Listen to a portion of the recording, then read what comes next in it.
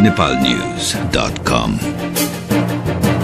News from Nepal as it happens.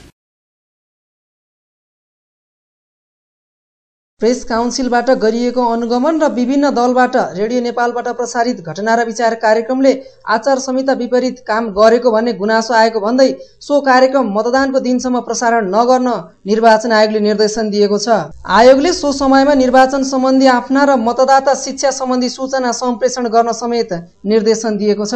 आचार संहिता विपरीत काम गरेको भन्दै ओखलढुङ्गाका एक कर्मचारीलाई कारबाही गरिएको नियमित पत्रकार सम्मेलनमा आयोगका प्रवक्ता लक्ष्मीप्रसाद भट्टराईले जानकारी दिनुभयो। मतदान अधिकृत लगायत सुरक्षाकर्मीहरूमाथिको कार्यमा बाधा पुर्याएको हुँदा निजलाई कानुन बमोजिम कारबाही प्रारम्भ गरी निजको सट्टा प्रभुनाथ दाहाललाई सहायक कर्मचारीको रूपमा उक्त मतदान केन्द्रमा खटाइएको।